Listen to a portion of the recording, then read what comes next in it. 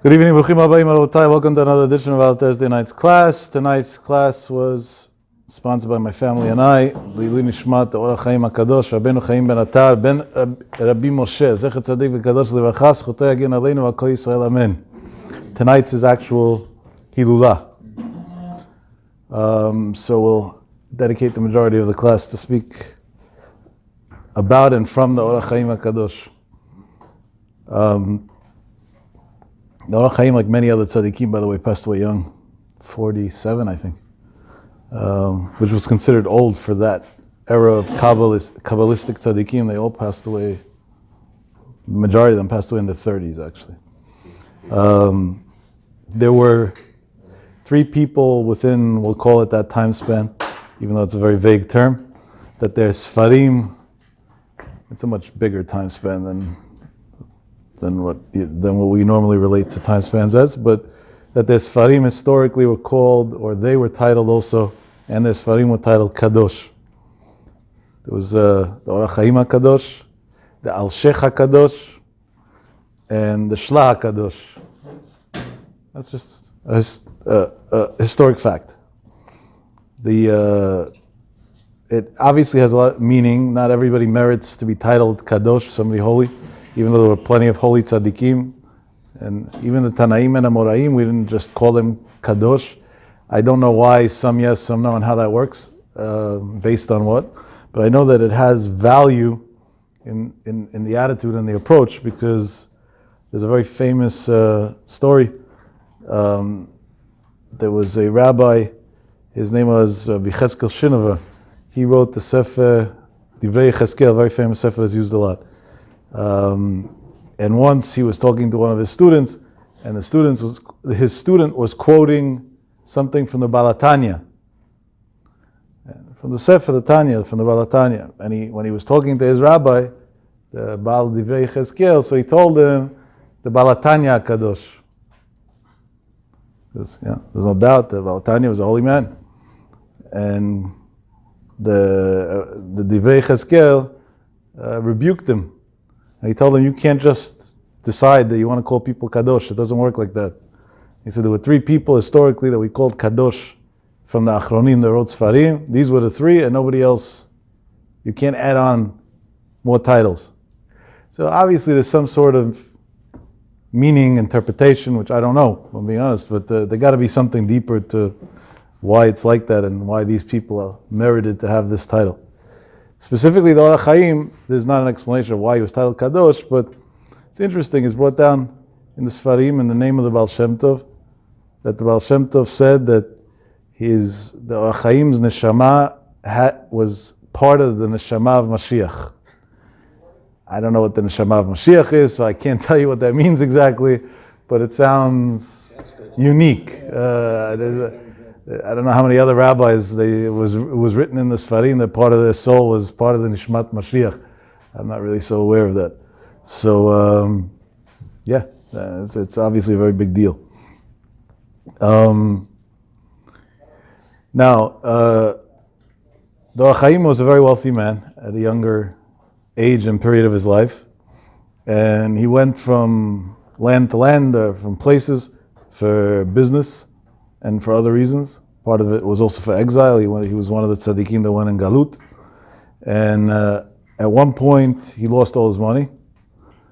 And after that, he said, is when he had the Siyata D'Shmaya to write his Sfarim. He wrote many Sfarim, but the one that we know most is the Pirush HaChaim on the Torah, which is, I guess, most learned out of all his Sfarim.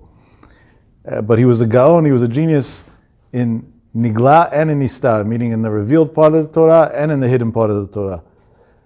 Which, there were many, many Geonei Olam that were geniuses in one of the two.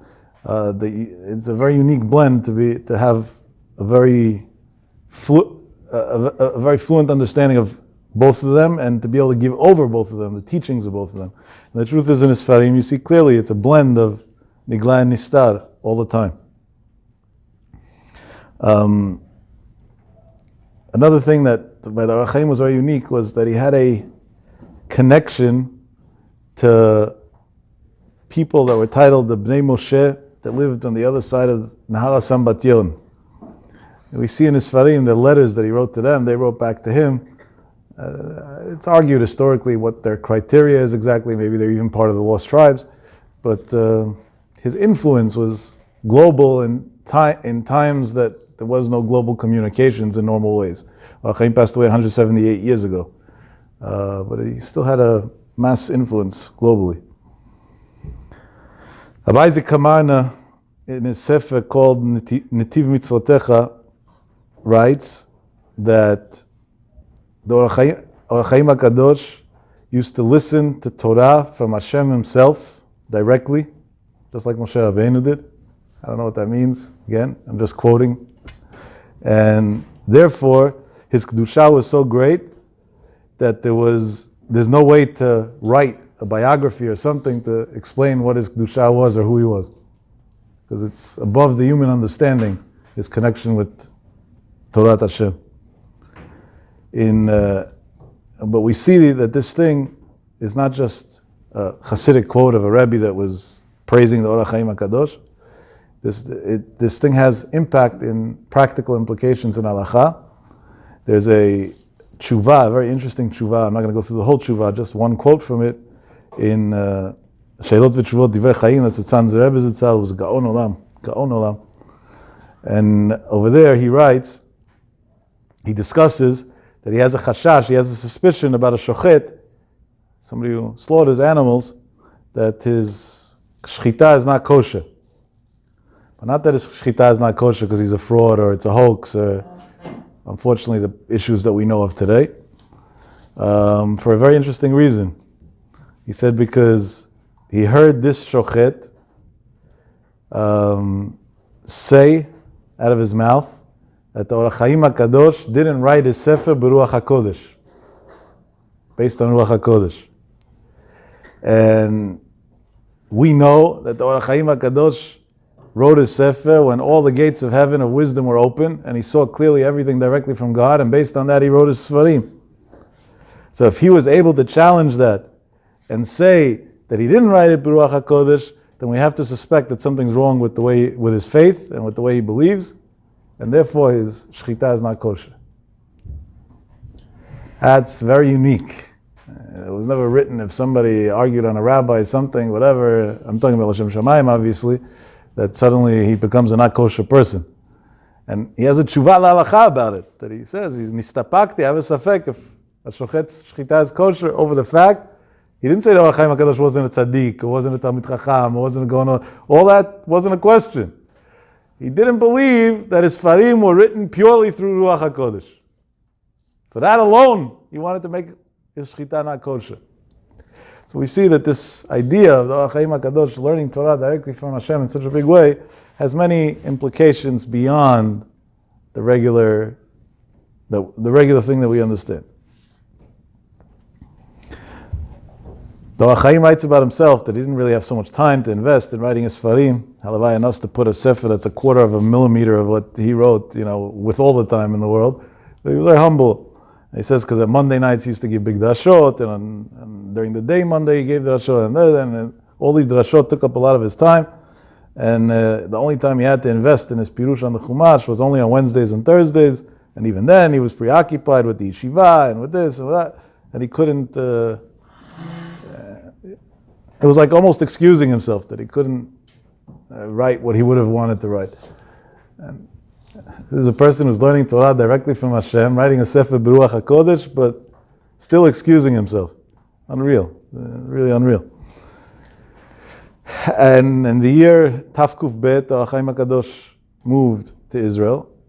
He was born in Morocco, he went around the world. This is the first Sephardic rabbi of the past 300 years to be widely accepted by everybody without any political agendas or discrimination.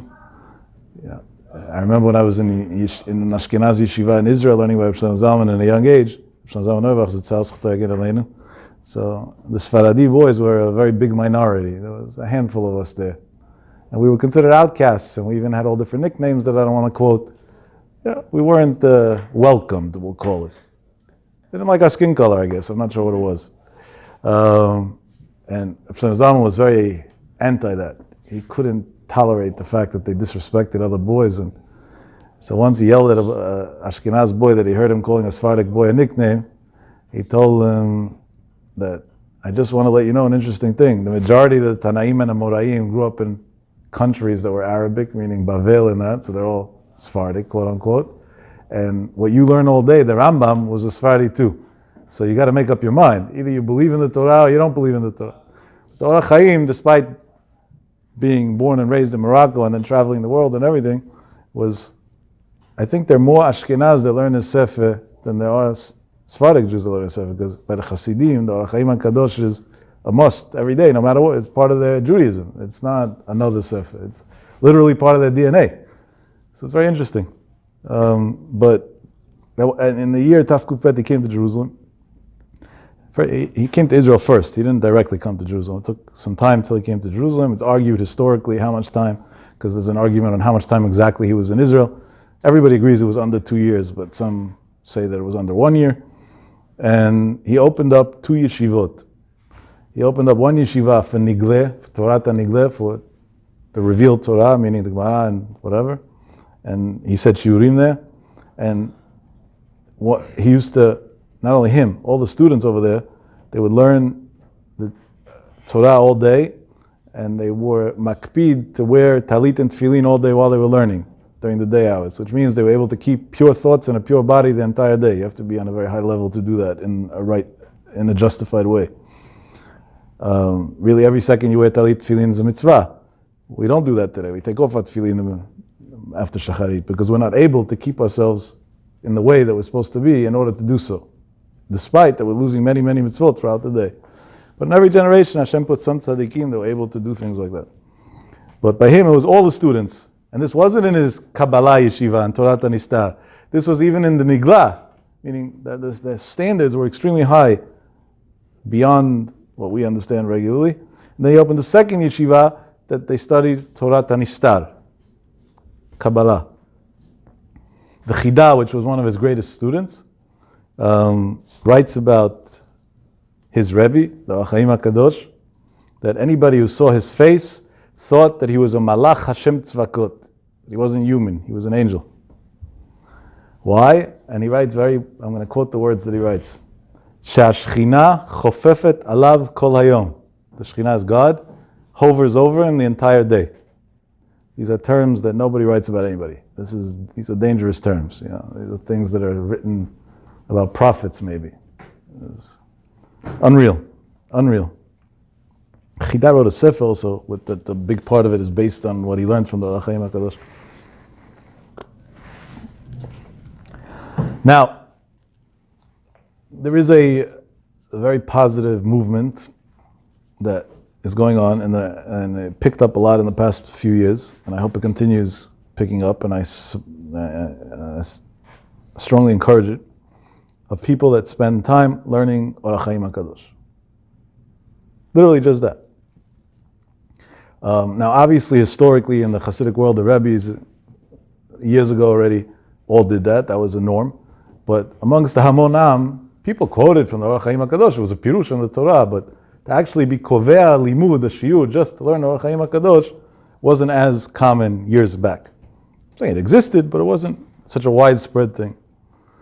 I don't know for sure, but instinctively I'm saying that there was the Baba Sali who actually started this movement, because the Baba Sali had a rule that he didn't leave his house on Friday to do anything or go anywhere until he didn't finish studying the entire Pirush of the Or HaChaim HaKadosh on that week's parasha.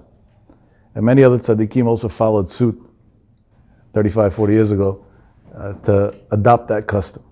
That Or HaChaim's Pirush is lengthy sometimes, and you also have to focus. There's a lot of information in every line, but he understood that this is a very big deal. But today it picked up a lot because of, we'll call it the Segula aspect of it. Now, even though I'm not such a big fan of Segulot, but this is not to me, I don't view this as a Segula. It's the Koach HaKdusha of the Torah that brings good things to a person. So I'm just going to give you quotes from Sfarim as they are. Again, I can't say I understand them all or why, but I'm giving you a series of facts. So maybe you'll take into consideration also being part of this and spending time learning Or HaChaim HaKadosh every week. Pinchas from Kuritz says that the limud, the learning in the Sefer of the Or HaChaim HaKadosh, elevates and purifies the soul of a person. And he said like this, the tzaddikim said that learning Zohar HaKadosh, that's known, even if you don't, by the way, on the Zohar, even if you don't understand it, even if you just read Zohar, it makes your neshama pure, you become holier. Not only that, it's brought down in many poskim, the Chidah has a long piece about this, that if you learn a regular, you learn Mishnayot, but you don't understand what you're reading, then I don't know if there's any mitzvah, but maybe there's some mitzvah, but it's definitely not the mitzvah of Limud Torah B'yun, the way you should be learning Torah. But if you read Zohar, even though you don't understand the word that you're reading, it is considered that you learned Torah B'yun. Why? Because the whole idea of Zohar is Torah Tasod. So if you didn't understand the secret, that's not a problem anymore. Torah Nigleh has to be revealed. So if you didn't reveal it, so what'd you do? But Torah Tasod, that's in a very simplified way. And that's why in many, many Sephardic communities around the world, from historically, all the way back, it was a very common custom to see that even people that were laymen, that came from work and other things, at the end of the day, between Mincha and Avit, they would read some Zohar, even though they didn't understand what they were reading. But it was a big thing. And the tzaddikim always said that it's misugal, it has the power to elevate a person's neshama, a person's soul. So, in the Sefer Avodah, in the Sichot, that's the Sefer from the Tasher Rebbe, he brings down from Pinchas Mekuritz, that just like the tzaddikim said, that the Zohar HaKadosh elevates your neshama, so too learning the Sefer HaChaim HaKadosh will have the same impact on a person's neshama. Now that's a mind-boggling thing to say because the Zohar HaKadosh was written close to 2,000 years ago. And the HaChaim HaKadosh passed away 178 years ago, so let's say 185 years ago. That's a pretty big gap there, 1,1800 year difference. And they compared the Sfarim. Unreal. But based on what we said, it's a little easier to understand. Because of Shimon Bar Yochai, right in the Idra, we speak about this before, like B'omer, it says, the whole description of how he gave over the Zohar, there was a fire from Shemayim, and Hashem revealed him, and he gave it over to the students. And now we're hearing that the HaChaim HaKadosh also got his Torah directly B'ruach HaKodesh and learned it from God. So there's a parallel in the way they accepted this Torah and the way they gave it over, and as a result, maybe that's an easier way to understand why there's so much impact on a person's neshama. But obviously, learning the HaChaim HaKadosh, you have to understand what you're learning. It's not the Zohar that you could just read. The Rajin Rebbe, Rabbi Yisrael Miruzhin, Zecher Tzadik Levacha, Zchutei Yagen Aleinu, wrote the same thing in his Sefer, and so too in the Sefer Yesod HaAvodah from Slonim, and the Sefer Gulat Moshe, and many other Sfarim.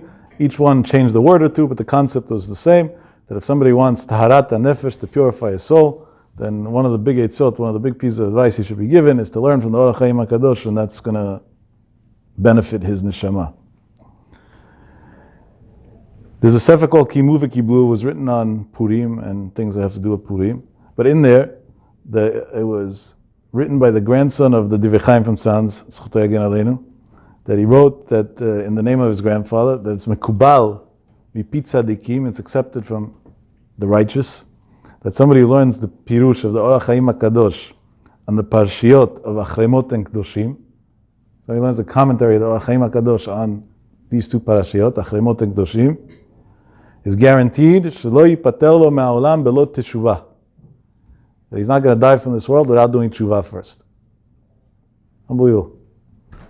I think it's a remez really. Achremot kedoshim. After you die, you'll be holy. So that means you won't die without being holy. So if somebody learns the HaChaim HaKadosh, somebody told me, a big rabbi who's been involved in, we'll call it the Kiruv scene, for a lot of years in Israel, that there are periods and times that the political climate in Israel, people are more receptive to Judaism. There are other times that there's more of an anti and they're less receptive to Judaism.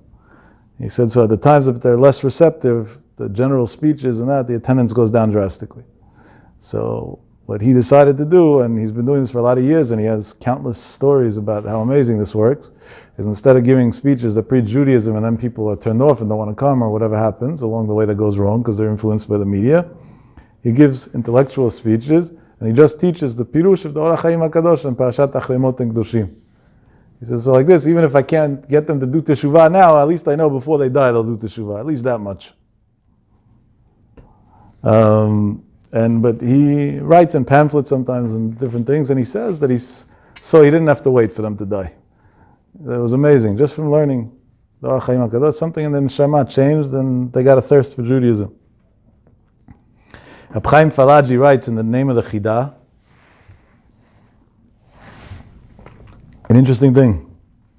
He says that in the tzarot and the tragedies that happened in Poland, the Alshech HaKadosh revealed himself, but not in a dream, live. Somebody saw him as if he was alive, even though he was no longer alive for a long time, to a person who was learning his Farim very frequently. And Alshech HaKadosh told him that because you learn my Sfarim frequently, you're going to be saved. Nothing bad is going to happen to you. And HaChaim Falaji writes that it's known that whoever learned the Alshech HaKadosh frequently was saved from the tzarot of whatever that era was in Poland.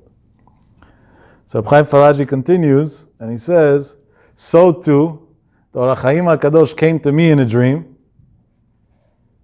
It's interesting. And he said that anybody who learns my Sfarim in an Eit Sarah, in a time of need, will have a Yeshua. He'll be saved. That's a big blanket statement. That's a big insurance policy to give. Sounds good. Anybody who learns my Sfarim in a time of Tzara will be saved. Unbelievable. And I think we all agree that right now is the Eit Tzara Yaakov. So that's why I say I strongly encourage this movement of learning HaChaim HaKadosh. The more the merrier. Some people want to say that it's based off of what the HaChaim hinted himself at the end of his Pirush. The HaChaim at the end of his Sefer semi-concludes the Sefer like this. Va'az tivasha, and then you'll have a Yeshua, me'elokei HaShamayim, from the God in heaven, berov osher, and he writes osher with an ayin, meaning wealth, with great wealth, ushnot chayim, and long life. That's towards the ends of it, the way he concludes his Sefer. So in the Sefer Sgulot Moshe that was written by Moshe Epstein, the Shinovitz Rav, Zchut Yagen Aleinu, he said, so the Or HaChaim embedded in the words of his Sefer, in the conclusion of his Sefer, that his Sefer has the power in it to bring a Yeshua, meaning to salvage somebody, to save somebody from time of need, and to bring a person wealth and a long life. And that's why he writes, the Reb Chaim Falaji wrote that it's a sgulat to be saved from a shat sarah. I'm adding on that it's also a sgulat to be wealthy. Maybe that's why there's so many wealthy Hasidic Jews today, because they learn a lot of HaChaim HaKadosh. Could be. But these are not, sgulot that came from nowhere. This is the Koach HaTorah. And the HaChaim himself is the one that's mechadesh that, by the way, which could be another reason why this works. Right, there's a very famous Or HaChaim. Others wrote it before him in a different way, but the Or HaChaim is the one who writes it in the strongest, clearest way. That he says he doesn't understand what's the big deal of Kriyat Yam Suf. We make such a big deal that Az Yashir Moshe, well, it's a whole celebration in Pesach, Shvish of Pesach, years later, the miracle of Kriyat Yam Suf. We see in the Gemara many stories of rabbis that split the water. I once quoted in a shiur a few months ago, a rabbi did 3 times, one for himself, one for somebody else behind him, and then he saw an Arab and he said he doesn't want him to be upset, so he did it for him too. So we make such a big deal out of Moshe Rabbeinu splitting the water when we see that people years later just split the water like it was nothing. The HaChaim HaKadosh says the answer is very simple. Moshe Rabbeinu did it before the Torah was given. So he didn't have the power of Torah to utilize, to do something. That's a big miracle. But once the Torah was given, Hashem gave the power of nature to Bnei Adam, to the people of the world. And the tzaddik could do whatever he wants already. So of course it's no big deal that in the Gemara they were able to split the water as many times as they wanted. So the HaChaim HaKadosh himself writes that in the koach of Limud Torah there's a power to change the nature. So obviously if that's what he writes, so then Ra'ui Hadavar Lemishu Amro, that through him, when you learn his Torah, it's able to make a big impact.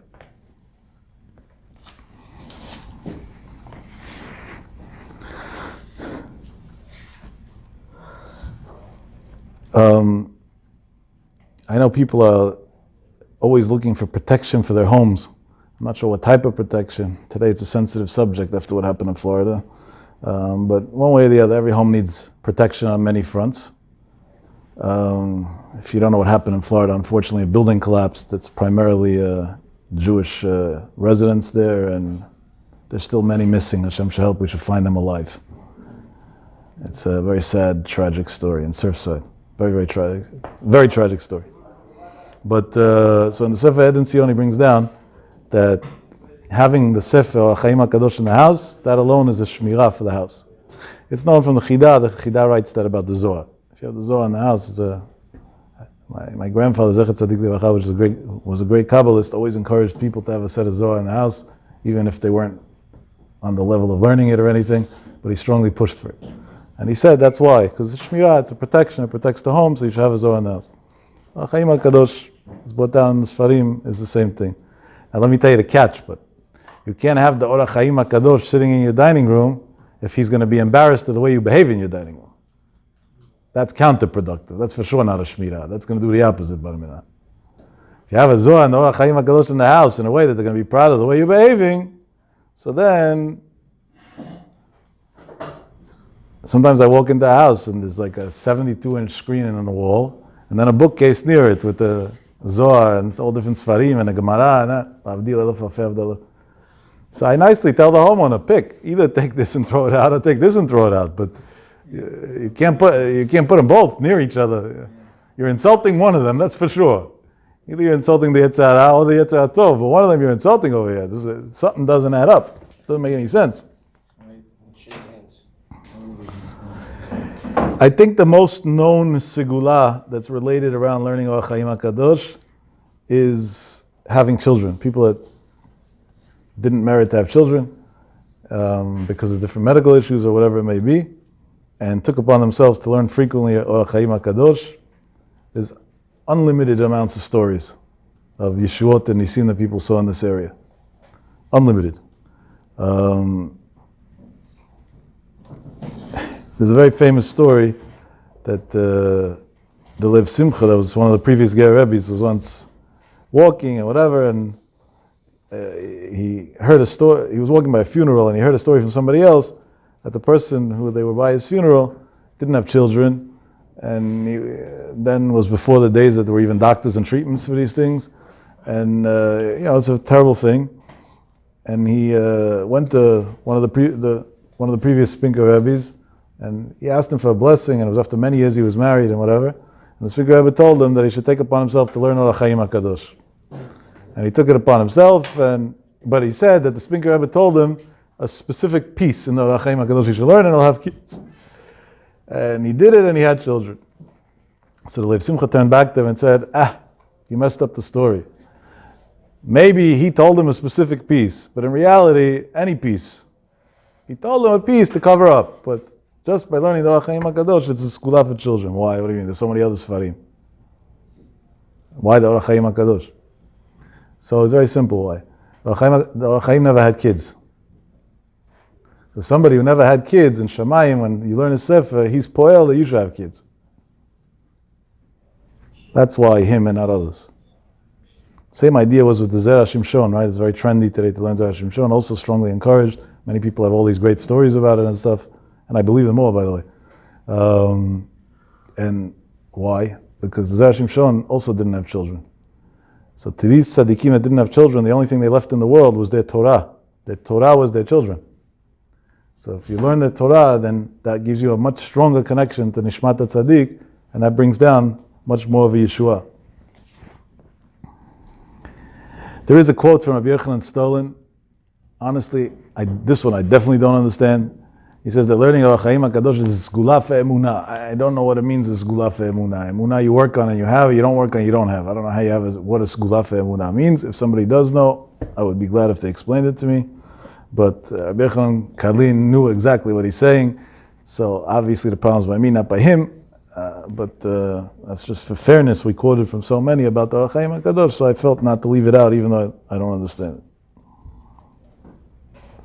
The Or HaChaim HaKadosh is buried in Har HaZeitim in Yerushalayim HaKodesh. Unfortunately, Har HaZeitim is a heavy populated neighborhood with our cousins that don't like us so much. Well, they love Bennett and those Rishaim, but they don't like the Orthodox Jewry at least, and Jews that still believe in ethics. Achenu Bnei Ishmael. They try to do a lot of destruction there all the time. Thank God now in the past bunch of years there's been a lot of American donors who invested a lot of money in security companies and cameras and lighting and this and that, so it's a little safer. But there was a long time that people didn't go so often. It was like a lot of people were scared to go to Har HaZitim. Many tzaddikim chose not to be buried in Har HaZitim because they were scared that people won't come to their kvarim out of fear of going there. The HaChaim HaKadosh was buried there. There's a very famous story. The details, again, there's many versions, so I'm not going to get into the whole story because I don't know which version of it's right. But something along the lines of once when the Arabs wanted to fight the Jews, they said that they're going to spite by destroying the graves in Har HaZitim. And really, if you see a big part of the graves were destroyed and had to be rebuilt, and most of them we didn't know where it belonged, so when you walk on Har HaZitim, you're technically walking on graves. That's why they built these things according to Halacha that it shouldn't be an issue. When they came to the HaChaim HaKadosh's grave, every time they tried to do anything to it, whatever they were using flipped over and the person who tried died. They did that a couple of times and then even they understood it's not a good idea anymore. That means the HaChaim HaKadosh protected his own grave, which is interesting because what does it make a difference? But obviously, he wanted it to be a makom tefillah, that people should come pray there, and it was a self-protected place. He didn't need a security company. He was his own security company from Shemayim. The HaChaim HaKadosh chose to be buried in Har HaZitim because he wanted to be buried near the Pri Chadash, because the HaChaim HaKadosh wrote a Sefer in Halacha where he argues very consistently on the Pri Chadash. And he, at the end of his life, asked forgiveness from the soul of the Pri Chadash that he argued on him so much, and he says, it's clear to you in Shemayim that you know that everything I argued was only L'Shem Shemayim, it was only very pure, like a Machloket Bet Shemayim Bet Hillel. There was no personal thing involved or anything like that. And therefore he wanted to be buried, we'll call it in the vicinity of the Pri Chadash, to symbolize that the Machloket was 100% L'Shem Shamayim. It's very known that the Baal Shem Tov HaKadosh, which didn't live in Israel,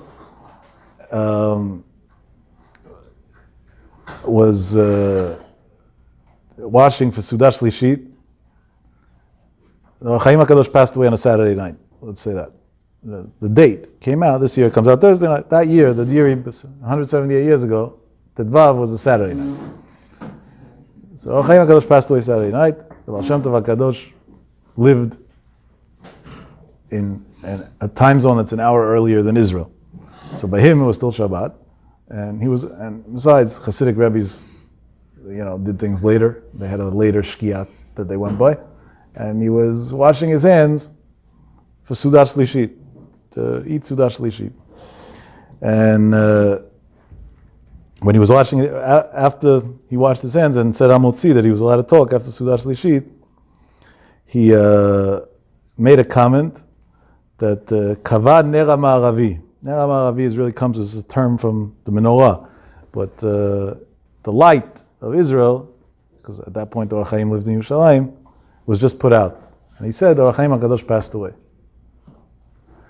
After Shabbat, when there was some communication, I don't know what communication there was 178 years ago, but whatever, they found out that the HaChaim HaKadosh really passed away at that time.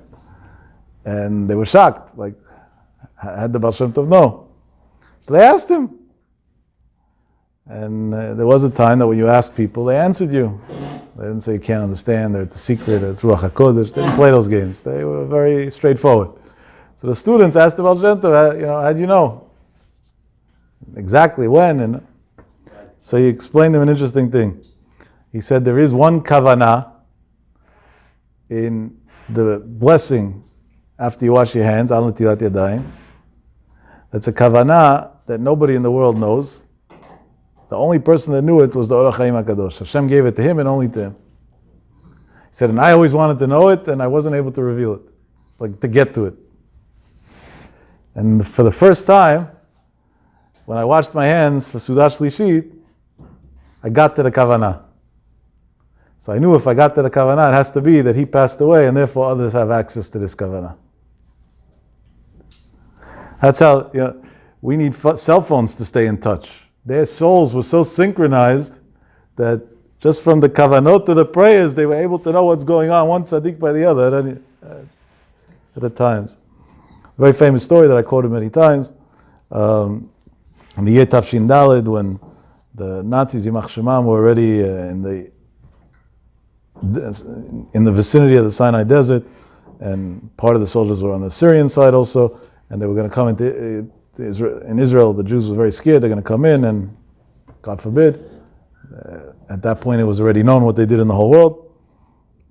So there were tzaddikim that went to pray, 3 tzaddikim that went to pray by the keva of the HaChaim HaKadosh. One of them was Reb Shlomo Zvila, which by the way is also buried in Har HaZeitim, a little further up. One of them was Rabbi Yisrael Milstein, and one of them was Rabbi Lerote. Rabbi Lerote is the Baal HaShomer Emunim. And they went together and they prayed by the tziyun of the HaChaim HaKadosh to stop the Gzeirah. And when they ended, the Ustiner Rebbe said that he's sure that he won't be able to harm Israel, he's not going to get to Israel. So they asked him, how are you sure? So he said he saw the name Yud Kei Vav Kei hovering above the Or HaChaim HaKadosh's grave, and that's a name of Rachamim, of mercy, so obviously the prayers were accepted, and he won't be able to come. There's an identical story that I once said over from the Leleva, who went to the grave of the Arizal, Reb Shimon Bar Yochai and the Arizal, and when he was by the grave of the Arizal, he also saw the name Yud Kei Vav Kei. It happened around the same time, but he also added on that I'm going to die in a couple of days because of it. And he passed away 2 days later. He had a stroke, he died. But so you see that tzaddikim was synchronized even in that. One didn't know what the other one was doing, and they got the same exact answer from Shamayim, identical at the same time, in different places, using different spiritual powers. Which is a big lesson for the big koach hatfilah and everything that we should understand the importance and the strength and the power that our prayers have in the world. Sometimes we take it for granted. What's my prayer going to do? When we're supposed to be humble, we're arrogant. When we're supposed to be arrogant, we're humble. It's really backwards, right? And when we have to do a mitzvah, so we say, who am I? There are other people that are better than me. He could do it. Suddenly we're humble. That's when Hashem wants us to have azut kedusha. When we're supposed to be humble and not show off our things and who we are and how much money we have, whatever, then suddenly we forget. We always got it wrong. We get it completely confused. That's not the way things should be done. But this idea of learning the HaChaim HaKadosh as a segula for a good life and whatever is a very big deal. It's not just a random thing. I heard myself over the years from different people, countless game changers in their life that happened as a result. Countless, in all areas. It's not one specific area. Area after area after area, whether it's shidduchim, panos, one after another. Really unreal. Really, really unreal. Many of the stories have the same theme. It's very interesting. That a person, I'll give you one example that I remember a few years ago somebody told me. I was in Israel. Hopefully one day we'll be able to go back to Israel again. What's going on, We thought July 1st, now they pushed it off again. Right now, I don't know if it's so good to go to Israel, because when the Malchut is a Malchut HaResha, then Hashem has a lot of ta'anot, so I'm not convinced it's a safe place to be. But it's Kedushat Eretz Yisrael, it's important. You want to understand how much Kedushat Eretz Yisrael, Israel doesn't let in if you're not an Israeli or have certain criteria, whatever. So I have an acquaintance who's very attached to Zionism, to Kedushat Eretz Yisrael. He's an American, he can't go. Kids have bothered him. So a bunch of months, COVID went by, he sees there's no, and he wasn't going to play all these games that people play to try and get in, and whatever. He wanted to do, he does things straight, which is a much better way to go about things in life. So he ended up deciding like this, that Kedushat Eretz Yisrael is being in Israel. Nothing says that you have to go through the border. So in Israel, the airport can also be used for transit. So he took a flight, he flew to Ben Gurion with a connecting flight to some other country. Just so he could be 2-3 hours in the airport for Kedushat Eretz Yisrael. Unbelievable. I was very impressed by that train of thought. I'm not saying people should do it, but it's an interesting train of thought. There's a person that his actual soul is attached to Admat HaKodesh, just to be in Eretz Yisrael. But so I used to be a frequent visitor. This is the longest period since I was born that I wasn't in Israel now. Literally. So Israel's beautiful because you have a little bit of everything. Whatever you want is there. Whether it's in Judaism or other things as well, but definitely in Judaism. And so one of my business trips there, I had an open evening, and I was staying in Tel Aviv. And I looked up online in the area that I was staying in, which synagogues have classes that night, shiurim, to find a shiur to go to. I have the night anyway. Let me go to something. And I didn't want to go to Bnei Brak. I said, let me go to the local. It's walking distance from the hotel. So there was a shul that was a block away from where I was staying, called Beit Knesset Agra. And I saw there's a shiur, and I saw the name of the rabbi. It's a very famous name of a rabbi, but it didn't say about what. I said, who cares what it's about? I'll go learn. Whatever it is, it is. So I went. And the shiur was on HaChaim HaKadosh. And it seems like this rabbi comes, he lives in Bnei Brak, he travels to Beit Knesset Agra in Tel Aviv every week, and he gives a shiur on HaChaim HaKadosh.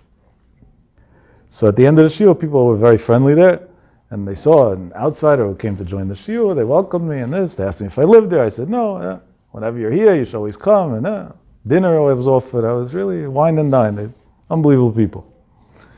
And then one of the guys tells me that he's the founder of the shiur. I said, look, you're doing a beautiful thing. It's such a beautiful shiur, and he's such a great rabbi you brought also. And I see people from all walks of life come, even non-religious people. They all come. It's very nice to see. Very, very nice to see. Unity, it's a rare commodity in Israel. So he tells me, well, I got the better part of the deal. I said, what does that mean? So he tells me he graduated school, I don't remember for what, something in engineering, but I don't remember the exact thing. And he was in the job market. He was getting offered jobs, but Israeli-style salaries that are maybe enough to buy milk with, maybe not, but not much further than that. At the time, he told me it was the equivalent of $3.25 US in US currency.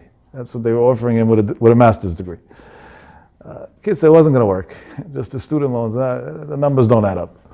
And he was very lost and frustrated. He went and studied for so many years and thought he's going to be the next big shot, was going to make all this money and nothing doing. And he went to say, he said I wasn't so religious at the time, but I had a strong connection with whoever I thought was a rabbi. So I didn't know who's a rabbi, who's not. To me, anybody wore a black kippah, whatever, that's a rabbi. He met a guy who gave a daf yomi shiur. He told me his name. I don't know who the guy is. I never met him, but he mentioned the name. I guess he's a popular magid shiur. He assumed, I guess, that I would know who he is. And he told him, he vented to him his frustration. And the guy told him, there's this gula fashirut to learn HaChaim HaKadosh. He said, but you can't learn HaChaim HaKadosh on your own. So why don't you make a class, bring somebody to teach HaChaim HaKadosh? And the guy tells me, I wasn't doing anything with myself anyway. So I said, why not? Let me try. See if anybody's interested. Let's see if... So he called this rabbi and he asked him to... I don't know how he got to this specific rabbi, but he got them and he asked him to come speak. But he didn't have an income, so he couldn't even offer to pay him. And he said, Rabbi, one day I promise you I'll pay you, but right now I can't. Work with me in the meantime and we'll figure it out as we go along if it succeeds. And the rabbi said, God forbid, I don't need money. If people will come. They said, how many people? I can't promise. He says, 2.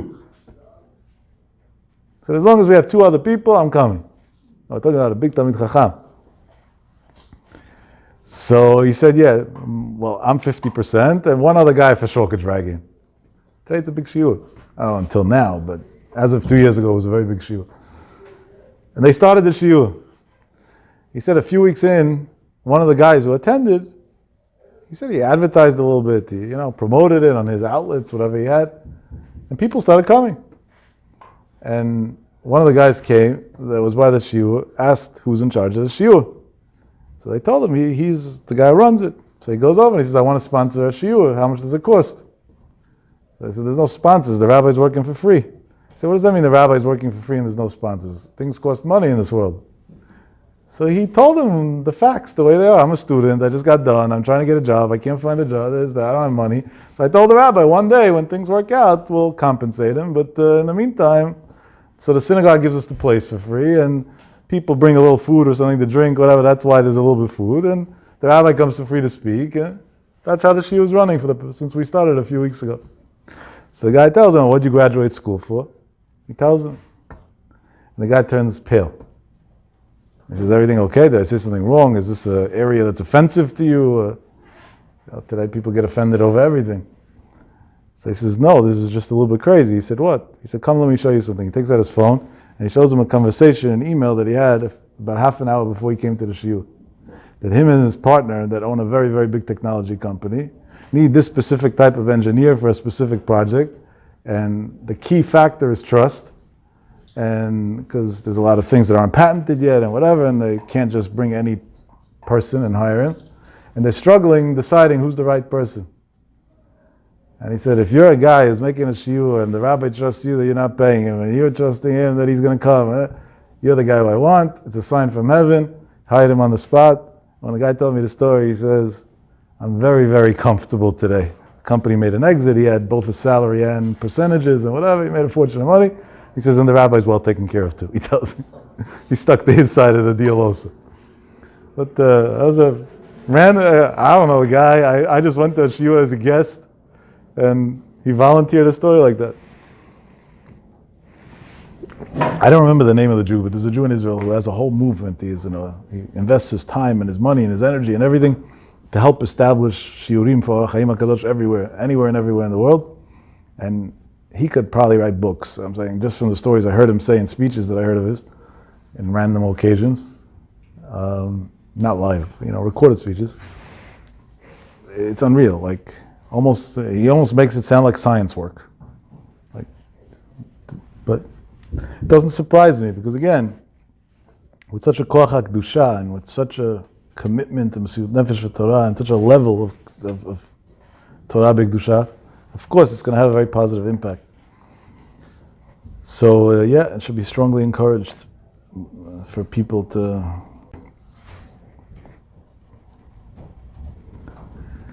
So let's quote from the HaChaim HaKadosh. Because when we quote Siftotav Dovot Bakever, right, it brings down Koach HaTorah to the world, that his neshama has an impact on us. So on this week's parasha, Bilam said, right, Tamot Nafshi Mot Yisharim. He wanted to live like an animal, but Tamot Nafshi Mot Yisharim. When I die, it should be a righteous death. He wanted to live like an animal, but die like Avraham Avinu. Doesn't work like that.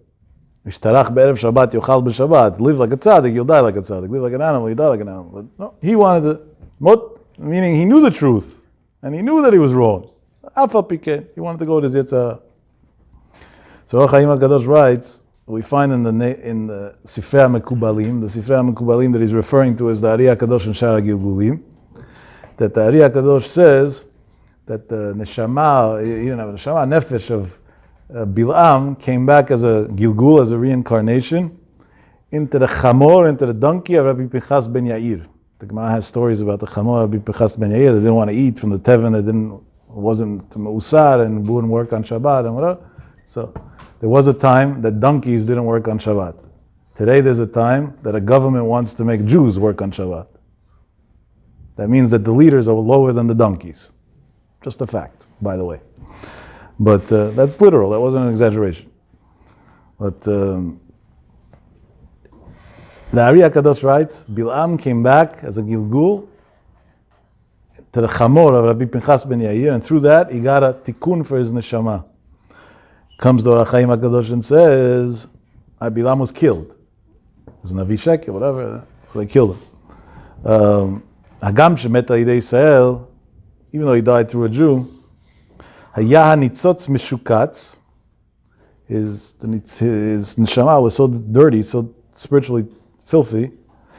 Utzach litlaben begilgulim velibunim. It had to cleanse itself through reincarnations and on other things to whiten it.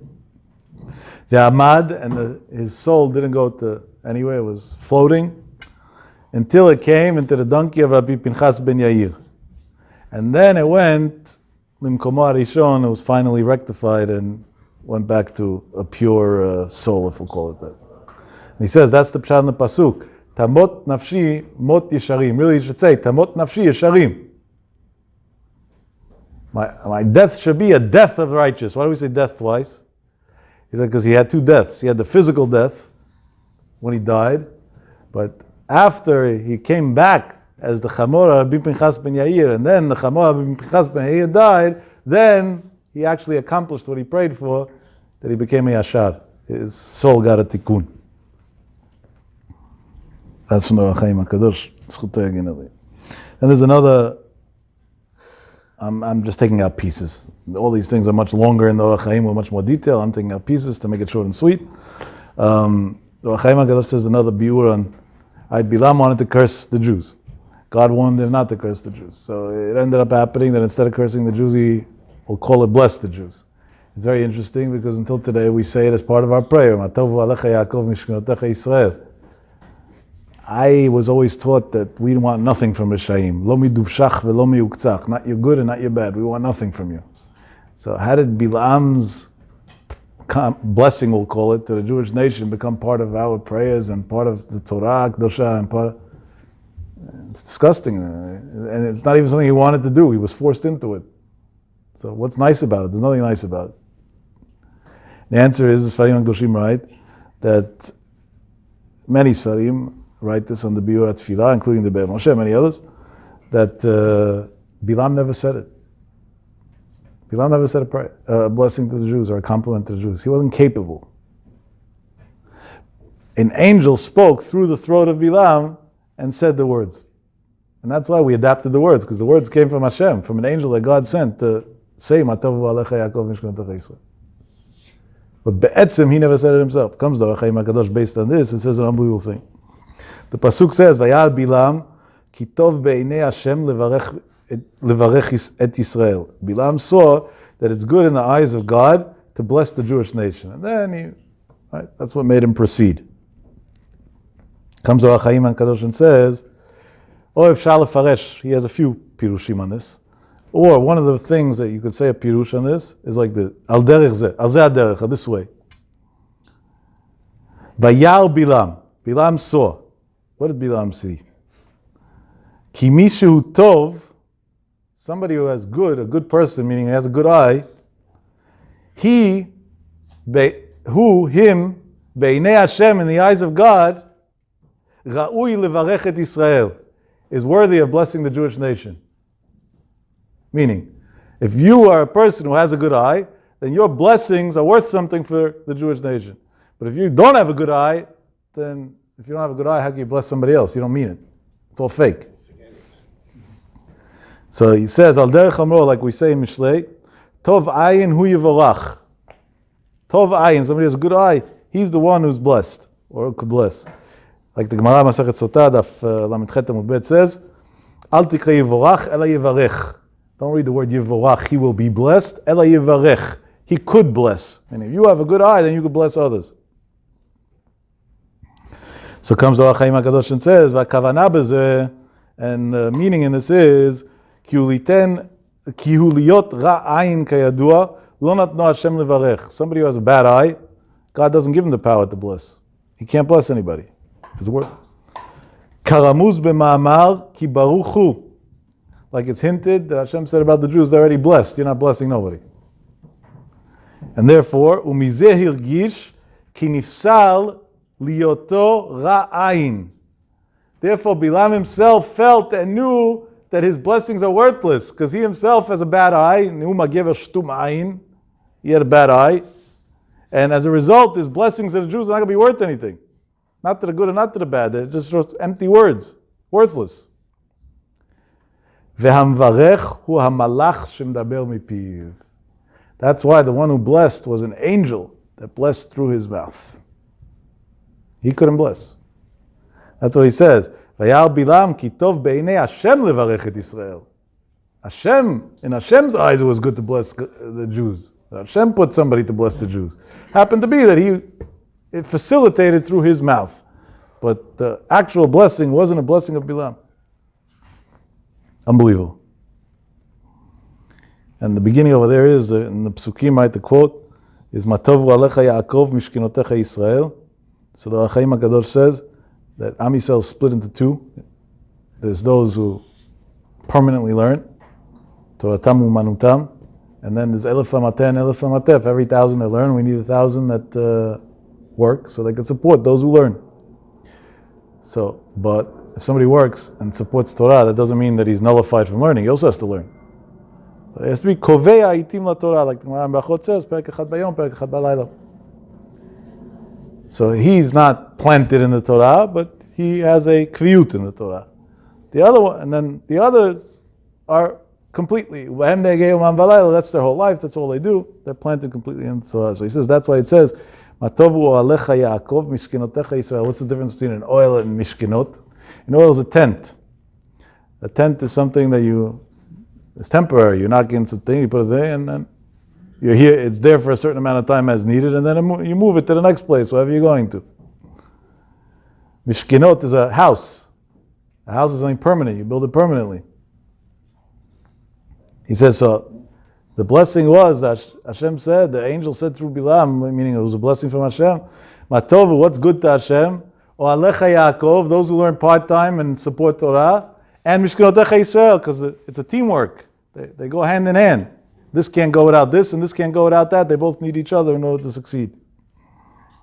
That's the way the HaChaim HaKadosh learns the pasuk over there. And like this it goes on. Now Balak got very upset that Bilam, right, he hired him to curse the Jews. And not only didn't he get a curse, he ended up getting what was a blessing.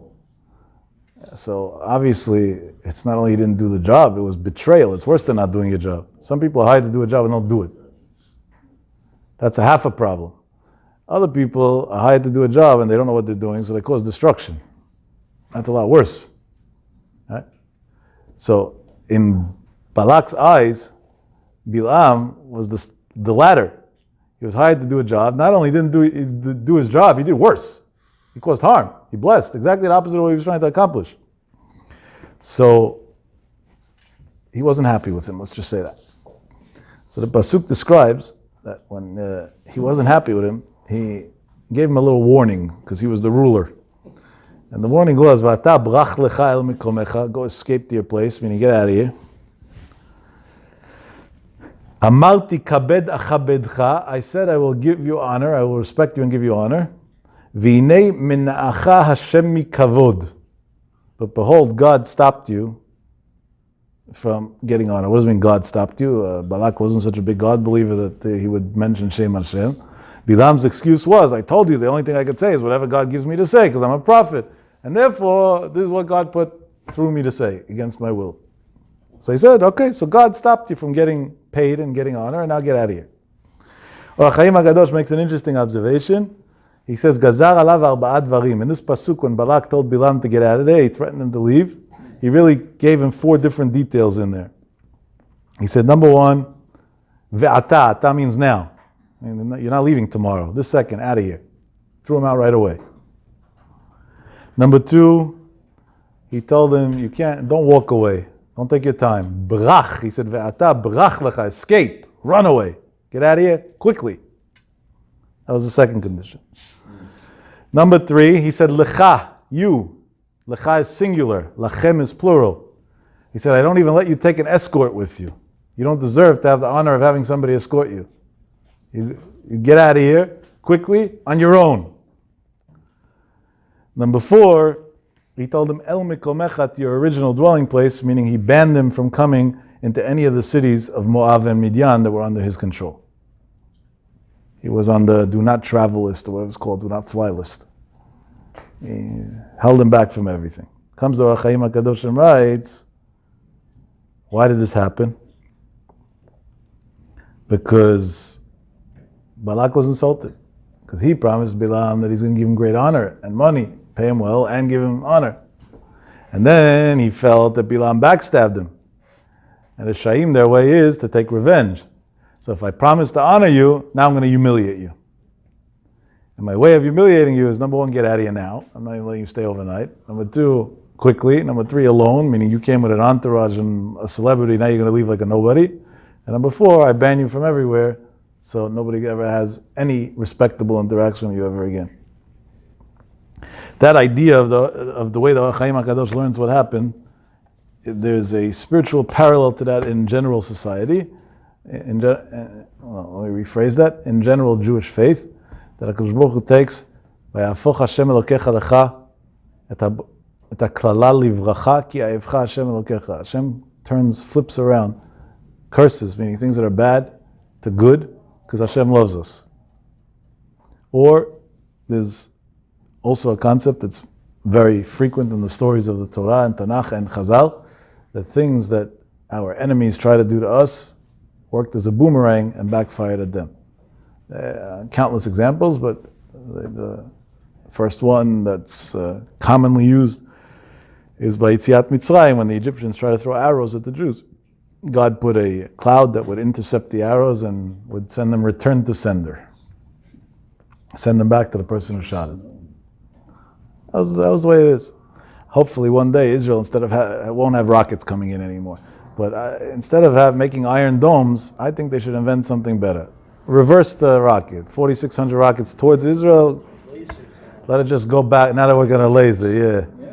So we don't need to just explode them. We want to leave them as is. Just turn them around. Go right back to where you came from. Make a U-turn.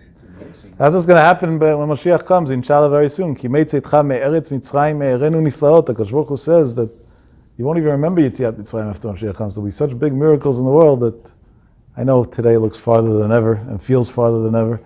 But that's the final test, the test of Emunah. Chatzkel Levenstein, in one of his speeches right after World War II, that's what he spoke about. He said, the Nisayonach, he said he heard it from the Chofetz Chaim. Chofetz Chaim said this is more or less the quote. Maybe it's not 100%, but close to it. So the Chofetz Chaim said that by World War I, that World War I is going to be a very bad war. And then he said, but after that there's going to be a second war that's going to make the first war look like nothing. And really World War II in magnitude was much larger and the death count was much greater, and it also impacted the Jews a lot worse. So it was a prophecy. The Chofetz Chaim said this way before it happened. But then the Chofetz Chaim said another thing, which unfortunately is misinterpreted. And then there's going to be another war. That's called Milchemet Gog Umagog, the end of Milchemet Gog Umagog. Chofetz Chaim held it, World War I is the beginning of Gog Umagog already. World War III, and that's going to make World War I and II together look like nothing. Now many misquote that and say, so the world's coming to an end, doomsday, atomic bombs, I don't know what, right? I'm sure you heard all this stupidity over the years. That's not what the Chofetz Chaim said. Chatzkel Levenstein said he heard it himself, I think, from the Chofetz Chaim, and what the Chofetz Chaim said was, World War III won't be with ammunition, and it won't be with militaries. It's going to be the fight of a Jew to hold on to his faith. And that's going to be a much bigger war and have much more casualties than the prior wars. But later we see, look what's going on with assimilation and with other things, and with Mshelet Azadon of Yerovam ben Nevat today, and all these other things that are going on in the world. There's all to make a Nisayon and Emunah. And on a day like today, there's a certain point that it has to be a wake-up call already, because we always had tragedies and people sick and dying, and Hashem Yerachim, we should never know. But lately there's been mitot meshunot, weird deaths. First Miron, people trampling each other and suffocating, then things collapsing in Israel and people dying. A third person died from that now. Yesterday he was injured, whatever, they couldn't save him. They tried for almost a month. God bless the doctors, but Hashem decided otherwise. And then now this building that collapsed, that hopefully there won't be much Jewish death, there won't be death there, period, but unfortunately it doesn't look promising when there's 90 something missing, and only, that's not a good stat statistically. These are mitot meshunot, these are weird things. This is not the regular, this is not the way of the world. Hashem does weird things. That means he says, okay, the conventional ways didn't work, so now let's try with unconventional ways. Maybe that'll work. So I'm not here to say what Hashem wants, doesn't want, but he definitely wants us to hold on to our faith. Dafka, these weird things is what shakes up people's faith. And that's what the Chofetz Chaim already said in advance. There'll be a World War III, but it's not going to be nuclear bombs and this and that. No. It's going to be a war over faith. Are you going to hold on, or you're not going to hold on? And that's what HaKadosh Baruch Hu wants us to do. He wants us to hold on. Bezrat Hashem, the zchut of the tzaddik, the HaChaim HaKadosh, Yagen ba'adeinu, should protect us, should daven for us in Shemayim, be a militzio shel nas, b'chal u'befrat, we should have Yeshivot gdolot, bracha, tzlacha, yeshua v'nechama, big protection. Everything should be happy, healthy, and successful. And as we saw in the Sfarim HaKadoshim, v'sgula v'ashirut, so we could say wealthy as well. For us and the whole Am Yisrael, b'nachat u'b'mira, b'simcha, amen v'amen.